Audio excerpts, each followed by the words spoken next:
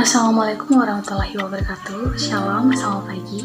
Perkenalkan, nama saya Yesifina Ciali Epifani dengan NIM 2020310049. Baik, di sini saya akan menjelaskan PPT dari kelompok 3 yang berjudul perencanaan produksi.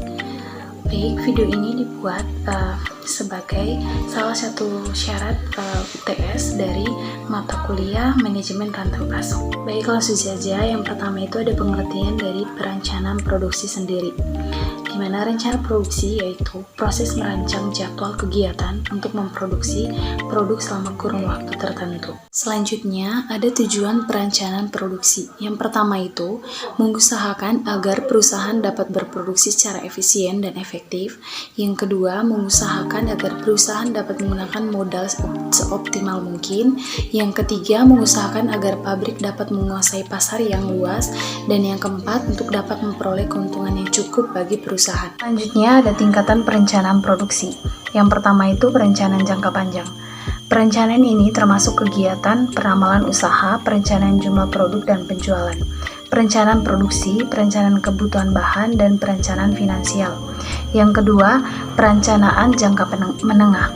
Perencanaan jangka menengah termasuk kegiatan berupa perencanaan kebutuhan kapasitas, perencanaan kebutuhan material, jadwal induk produksi, dan perencanaan kebutuhan distribusi.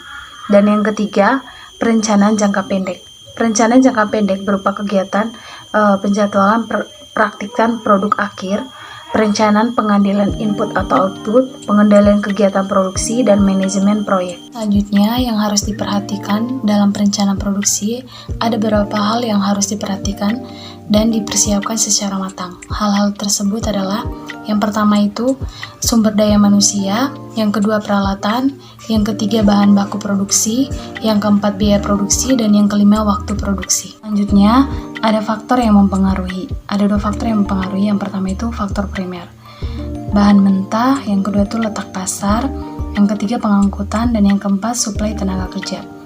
Yang kedua itu faktor sekunder. Yang pertama rencana masa depan, kemungkinan perluasan, yang ketiga fasilitas servis, yang keempat sikap masyarakat sekitar, yang kelima fasilitas pembelanjaan, yang keenam keadaan tanah, yang ketujuh iklim, dan yang terakhir pajak dan peraturan daerah. Yang terakhir itu ada biaya dikelompokkan atas dasar hubungan. Yang pertama itu pabrikasi, yaitu biaya yang diperlukan untuk memproses bahan baku menjadi barang. Biaya ini terdiri dari yang pertama itu bahan baku langsung, yang kedua itu tenaga kerja langsung, dan yang kedua ada overhead.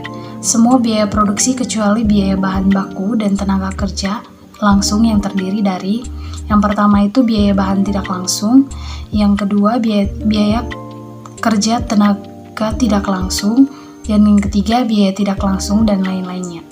Baik, sekian dari video saya. Terima kasih. Assalamualaikum.